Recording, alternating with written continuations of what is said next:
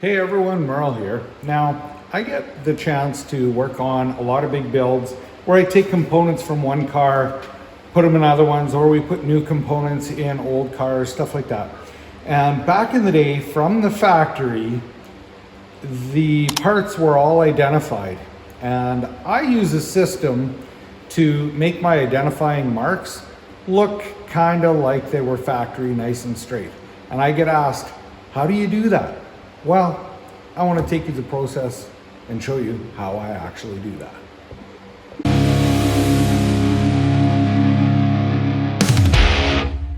I have this car ripped to shreds, and as we know on these older cars, newer cars, whatever, we have a serial number and it's inside the windshield. This one's protected because we're stripping this car down.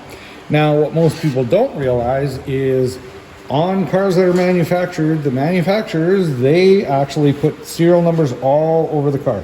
For example, here is one right here. It's upside down on here, but this car has multiple throughout the body, the chassis, and the major components. First of all, what you want to do is you want to find a piece of scrap metal, and this is just scrap metal. But there's something very specific about it.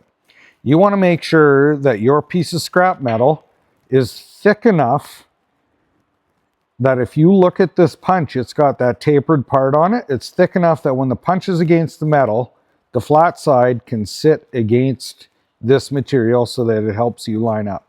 Now, I have 8 digits that I'm going to be stamping into the major components. So all I want to do is take 8 of these punches, line them up against my piece of scrap metal. Now, I used to always center mark where I wanted these, but I found it easier for marking in between to line up.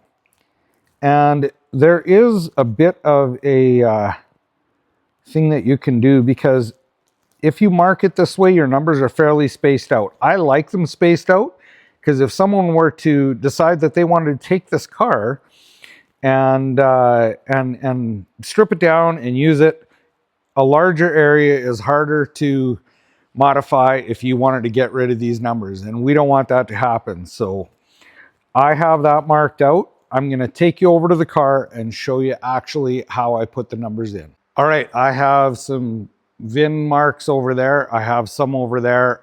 I'm going to put it in various spots on the chassis.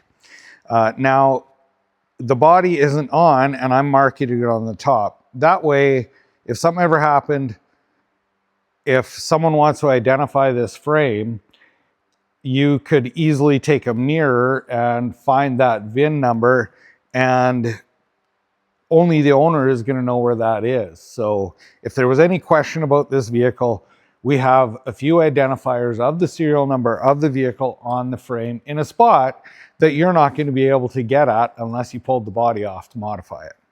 So on this member right here, I have this piece of scrap metal. The very most important thing is I want to line this up really good and clamp it on good. Now, what I mean about lining it up really good is I'm going to use this edge to line it up. And the reason why is when I'm punching against this, there is a chance that this piece of metal can move. If I was doing this on something that might be more important than this, it might move a little bit. The numbers might be a tiny bit skewed. But if it was really crucial, I would be tacking this in place. So I am gonna just take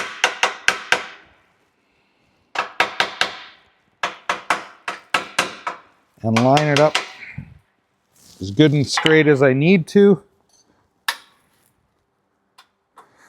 And then I'm going to take my first punch. And like I had mentioned before, this is going to be spread out, which is what I want. So if I line this up, the punch on either side, so that it is lined up where it's the split point there. And then when you're anytime you're using number or letter punches, you kind of want to rock it so that you can find where level is. Drag it back and then put your mark in. So I have that in there. Nice, small, hard to see, which is what we want. Take my next one.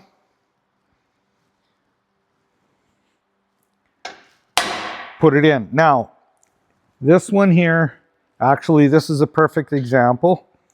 I'm going to clean this off and I'll get you to zoom in here.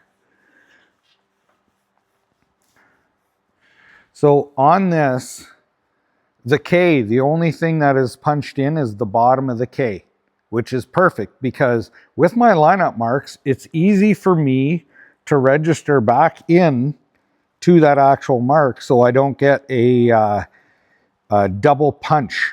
So I can feel that I fell in by lining it up. If you didn't have this to keep your punch straight and line yourself up, putting the top of that K in would be terrible. So if you look now, there's no double punch. I registered it exactly where it was before. And just keep checking that this is level. It is actually moved a tiny bit. Honestly, I'm not totally concerned about that because to see this, you are going to need a mirror.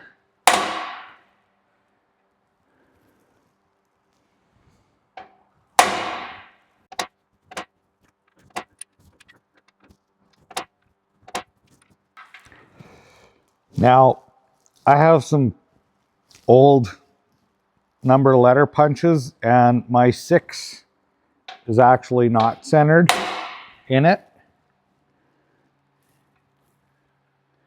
So it does end up off a little bit at times, which you can account for if you know your punches. And realistically, not real worried about this one. Okay, once this is sandblasted and powder coated, you're barely gonna see this number. It's lined up pretty nice and straight, good enough for the girls I go with, right honey? Yep. If this was in a spot that I could actually see with the body off or something that I would be really concerned about, I don't have any of that on this car. I would spend a little bit more time, probably tack the piece on, and I would probably be using more expensive punches than this. But this should get you started. Hopefully this tip helps you. Thanks for watching. Please like, share, and subscribe.